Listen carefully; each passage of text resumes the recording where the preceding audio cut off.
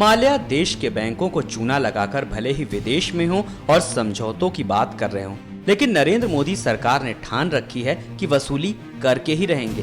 तभी तो मोदी के लिए कोई भी मौका हो वो माल्या को लेकर अपनी प्रतिबद्धता जाहिर कर चुके हैं और ये साफ कर चुके हैं कि पैसे लेकर भागने वालों से एक एक पाई वसूली जाएगी। मोदी ब्रसेल्स में थे, सामने भारतीय समुदाय था। मोदी विकास की बात कर रहे थे और विकास के रास्ते में जो आएगा उस पर बोलने से नहीं चूके। मोदी ने इशारों इशारों में माल्या पर जमकर निशाना साधा।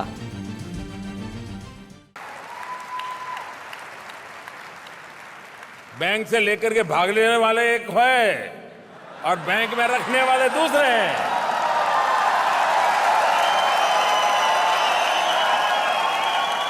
अमीरों की गरीबी क्या होती है और गरीबों की अमीरी क्या होती है, ये साफ नजर आता है दोस्तों।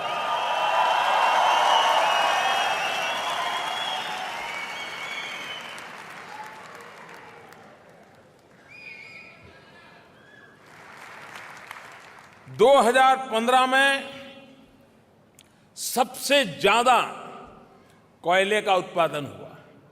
मैं जो सबसे ज्यादा बोल रहा हूं ना, इसलिए लिख करके रखो कि मैं आजादी के बाद सबसे ज्यादा बोल रहा हूं। पहले खबर आती थी कोयले में इतने हाथ काले हुए।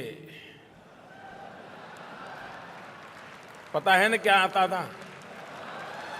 पता है ना?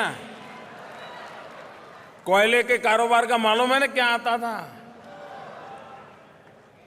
इस बार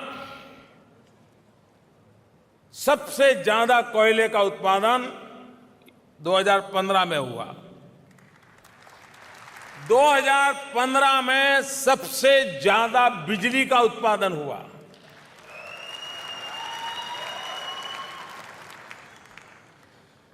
दो 2015 में हिंदुस्तान के बंदरों पर जो गुड्स आया, सामान आया, वो सबसे ज्यादा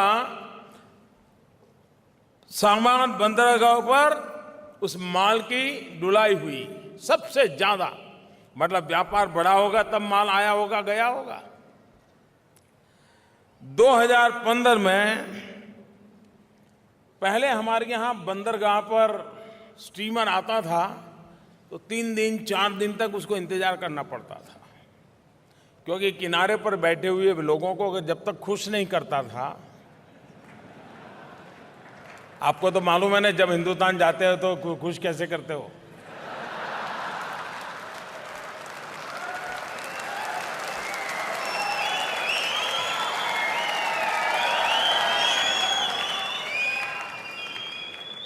तीन दिन 4 दिन 5 दिन सप्ताह स्टीमर अंदर खड़ा है, किनारे पर आता नहीं, माल उतरता नहीं।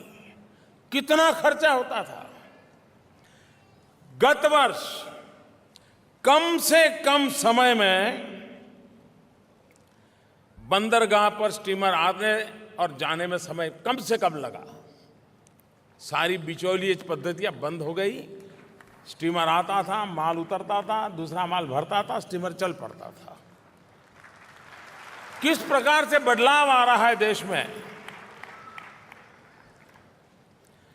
2015 में देश में सबसे ज्यादा दूध का उत्पादन हुआ। मतलब पशु भी सुखी हुए होंगे, गाय भैंस बकरियां भी तो खुश हुई होगी। हम वोट बैंक की राजनीति नहीं करते, जो वोट नहीं देते उनका भी भला करते हैं।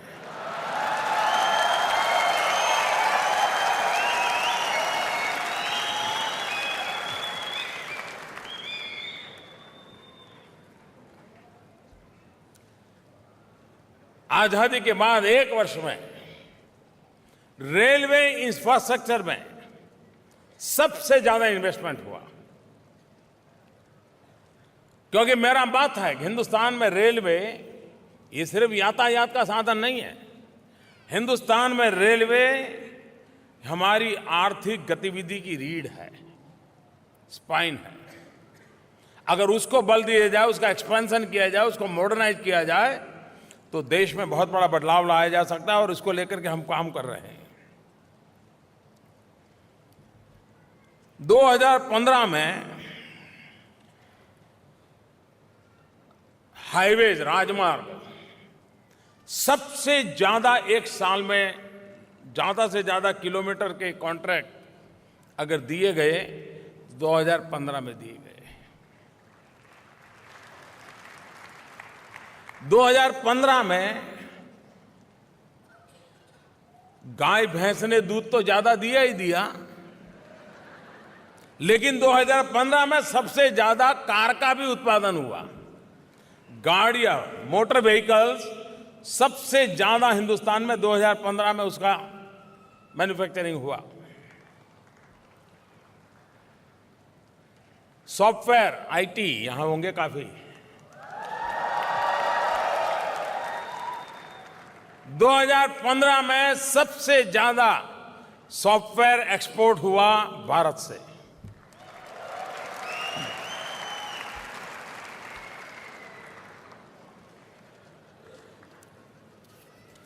Ease of doing business, Bharat में कुछ नियम, कुछ आदतें, कुछ तरीके, उसके कारण दुनिया में जो ईज ऑफ डूइंग बिजनेस के रैंकिंग आते हैं उसमें हम बहुत पीछे रहे हैं। एक साल के भीतर भीतर उसमें सुधार लाए और 12 अंक हमारी परिस्थिति में सुधार हो गया। ये पहली बार हुआ है और आने वाले दिनों में और ज्यादा आपको नजर आएगा। देश आजाद होने के बाद 2015 में विदेशी मुद्रा सबसे ज्यादा फॉरेन रिजर्व 2015 में हुआ।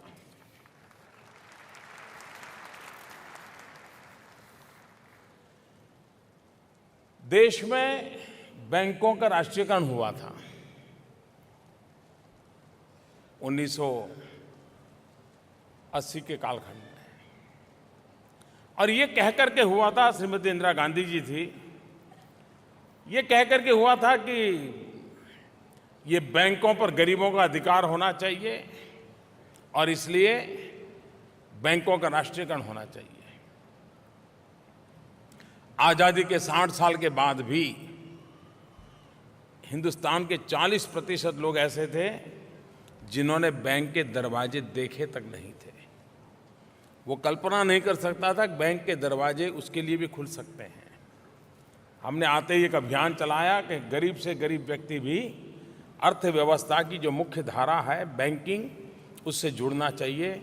और आज मुझे खुशी है, करीब करीब सभी नागरिक आज बैंक व्यवस्था से प्रधानमंत्री जन धन अकाउंट से जुड़ गए।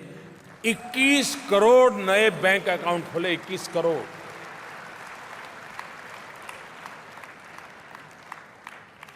आप कल्पना कर सकते हैं कितना बड़ा काम हुआ होगा।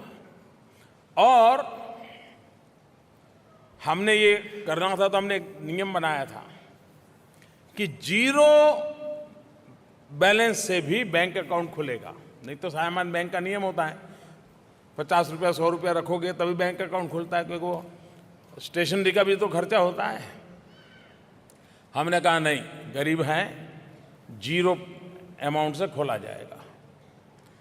आप लोगों ने कल्पना नहीं की होगी, मैंने इस योजना के तहत एक बहुत बड़ी चीज देखी और वो है गरीबों की अमीरी। अमीरों की गरीबी तो बहुत बार नजर आती है, लेकिन गरीबों की अमीरी की तरफ नजर बहुत कम जाती है।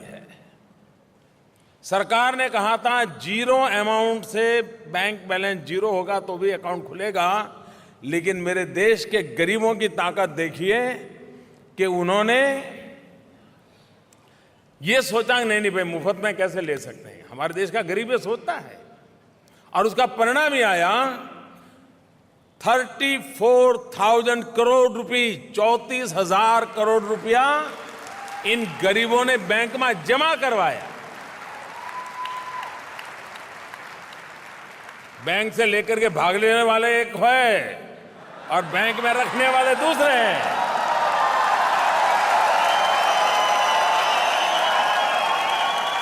अमीरों की गरीबी क्या होती है और गरीबों की अमीरी क्या होती है, ये साफ नजर आता है दोस्तों।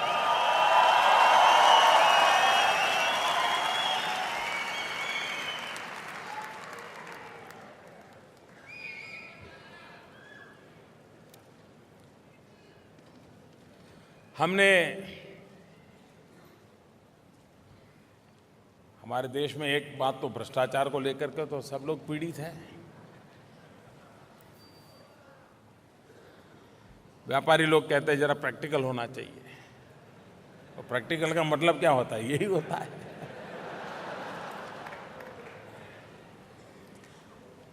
क्या करप्शन खत्म नहीं होता है? नहीं हो सकता है। मैं आज विश्वास से कहता हूं कि हो सकता है।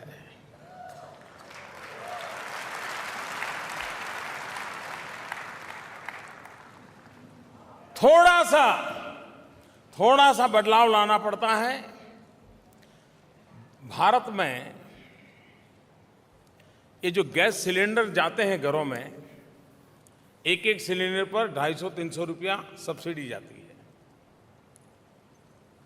और करीब 18-19 करोड़ गैस सिलेंडर जाते थे हर वर्ष, और उतनी सब्सिडी जाती थी। हमने एक जैम योजना बनाई है, JAM, Jan Dhan Aadhaar mobile. Bank में जनधन अकाउंट, आधार यूनिक आइडेंटिटी कार्ड और M मोबाइल।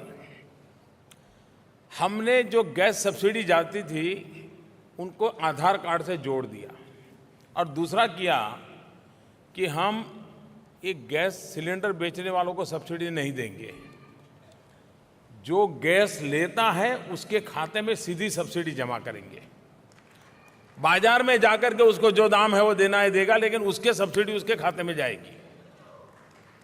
इसका परिणाम ये आया कि पहले जो सरकारी खजाने से सब्सिडी जाती थी उसमें से करीब 3-4 करोड़ लोग पता ही नहीं चला वो पैदा हुए थे कि नहीं हुए थे, नहीं सब्सिडी जाती थी। आपको जानकर के हैरानी होगी, करीब करीब 14-15 हजार करोड़ रुपए की चोरी बड़ी आराम से हो रही थी, बंद हो गई।